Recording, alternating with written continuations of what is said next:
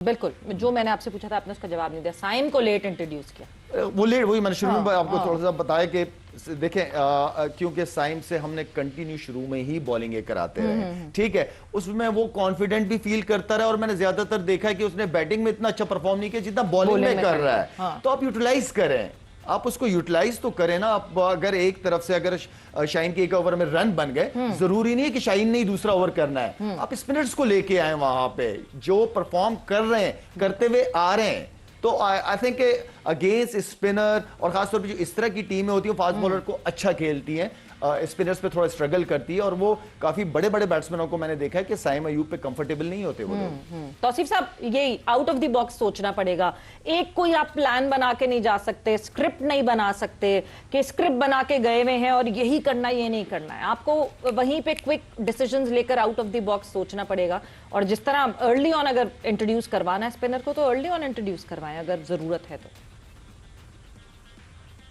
دیکھیے وہ جو پہلے بات میں نے کہی نا کہ ان کو پچ دیکھتے ہی کہ جی اور باہر سے بھی اور اندر سے بھی باتیں او ہو یہ شروع ہو گئی. نہیں, دیکھیں یہ ٹیم ہے, یعنی گوروں کی بات کر رہا ہوں, یہ اسپنر پہ ویسے بھی اتنا اچھا نہیں کھیلتے, کیسی ہی پچ کیوں نہ ہو, گراس ہو کچھ ہو, وہ کراس مارتے ہیں ادھر ادھر مارتے ہیں. اور ایسوسیٹ ٹیموں میں اس طرح کے پلیئر ہوتے ہیں کہ بھائی اچھا بھی کھیلا ہے انہوں نے, بہت اچھا کھیلا اپنی جگہ. بالکل آپ نے صحیح کہا کہ ایسے لوگوں کو ٹھیک ہے آپ نے گراس دیکھ کے ہی اوور ان کو کرائیں, جیسے شاید کہہ رہا ہے نا کہ ایک اوور کرا کے کوئی بات نہیں بعد میں لے آئیں آپ, ایسی کیا فرق پڑتا ہے.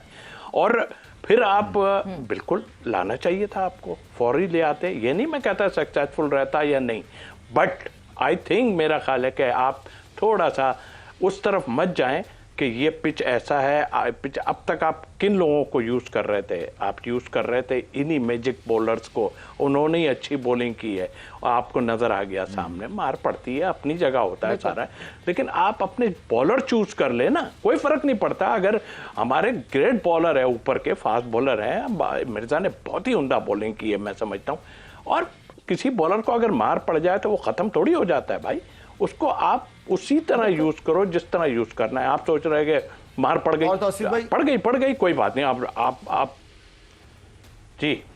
اور توصیف بھائی اگر آپ دیکھیں تو پاکستان ٹیم آپ کو واحد بالنگ اسٹرینتھ نظر آئے گی جس کے اندر ہر قسم کی ویریشن ہے, ہر قسم کی. مطلب آپ سائم ایوب نے ایک اوور کیا جو کہ ریگولر چار اوور کا بالر ہے, فہیم اشرف نے اوور ہی نہیں کیا.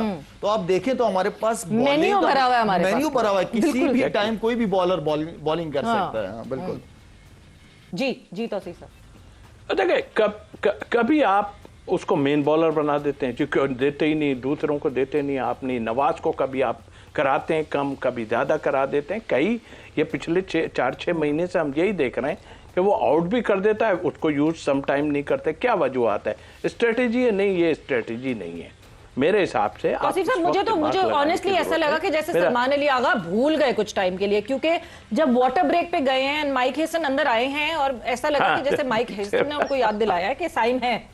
بالکل, میں ابھی یہی بات کرنے والا تھا کہ باہر سے آن کے اگر کوئی بتا رہا ہے کوئی بات نہیں ہے, آپ جو لانگ آن یا ادھر کا فیلڈر ہے ادھر سے میسج بھیج دیں آپ ایک کہ بھائی اس سے پہلے کہ ایک اوور آپ کو کاسٹلی پڑ جائے, میسج فٹاک سے بھیج دیں آپ اندر کہ بھائی ایسا ہے. تو وہ آپ کر سکتے ہیں سیدھا, انتظار نہ کریں واٹر ہو رہا ہے یا کیا ہو رہا ہے یا کیا ہو رہا ہے. نہیں, آئی تھنک میرے خیال اس کو ہماری ٹیم بہت اچھی ہے, میں آپ کو بتاؤں. ٹھیک ہے یہ 2020 میں اس طرح کی ٹائم آتا ضرور ہے, لیکن ان کی یہ نیدرلینڈ, آئرلینڈ, یہ ٹیمیں مخصوص جگہ کے لیے ہیں جہاں پہ ان کو تھوڑا سا نظر آتا ہے. ہیں اتنے کی 140 150 بہت کیے, 130 پہ بھی دیکھیے گا آپ آگے چل کے دوسری ٹیمیں کس طرح ان کو وہ کرتی ہیں, اور چیز بھی کر لیں گی, کوئی نہیں. ان کی فاسٹ بولنگ نے اچھی بولنگ کی, انہوں نے بریک تھرو جس طرح دیے, اور پھر آف اسپنر نے ایک بہت اچھے کروشل ٹائم پہ وکٹس لے کے دیے, اور میں سمجھتا ہوں کہ ان کو کریڈٹ دینا چاہیے, اتنی دور تک میچ لے گئے. جو کہ ایسی ٹیم, ہماری جیسی ٹیم جو اتنی پرفارم کر کے آ رہی ہے, اس کو ان کو میرے حساب سے اتنے قریب نہیں آنے دینا چاہیے. बिल्कुल इतने करीब नहीं आने देना चाहिए था। यही वो मैचेस होते हैं जहाँ पे आप अपने नेट रन रेट पे जो है वो काम कर लेते हैं और नेट रन रेट पे जो है वो आप कैपिटलाइज कर सकते हैं इन टीम्स के against. But before moving further match summary पे हम नज़र डाल लेते हैं कि क्या सिलसिला रहा।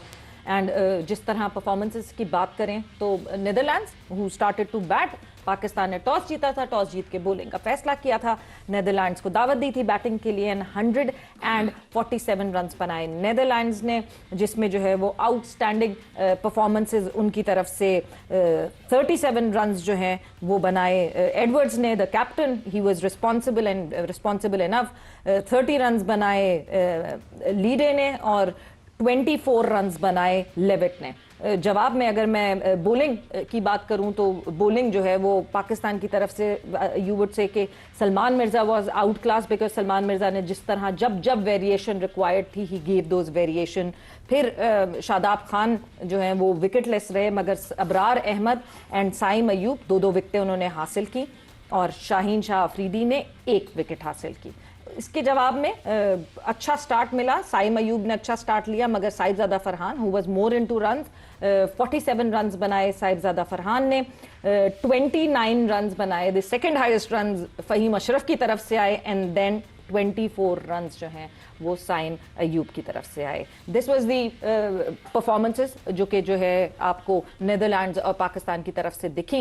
एंड लाला एक चीज़ बहुत इंपॉर्टेंट है और वो इम्पॉर्टेंट चीज़ ये है कि हमें फील्डिंग बहुत अच्छी दिखी।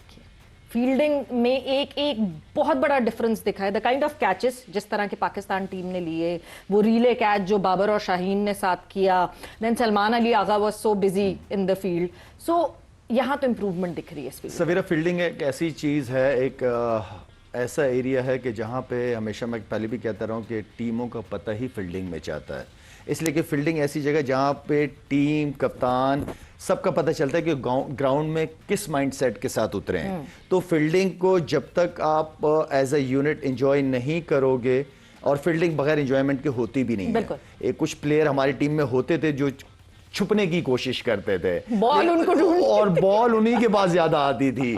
तो फील्डिंग को तो एंजॉय करना चाहिए, अपॉर्चुनिटी ढूंढनी चाहिए। शायद मुझे लग रहा है आपको शिद्दत से यूसुफ याद आ रहे हैं। मोहम्मद यूसुफ। तो खैर कैचेस आप इंतजार करते थे, मुझे अच्छा नहीं लगता अपनी मिसाल देते हुए, लेकिन मेरी ये कोशिश होती है कि यार मेरे पास कोई कैच है, मैं कोई कैच पकड़ूं, कोई रन आउट करूं, दिल चाह रहा होता था।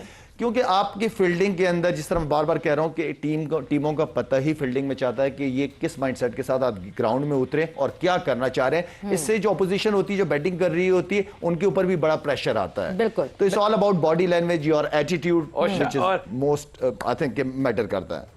बिल्कुल जी, एक अच्छा रन आउट, एक अच्छा कैच, एक अच्छी फील्डिंग भी बहुत जरूरी होती है कि वो पूरा मोमेंटम चेंज कर देती है। तौसीफ साहब मैं आपकी तरफ आऊंगी, मगर वक्त एक ब्रेक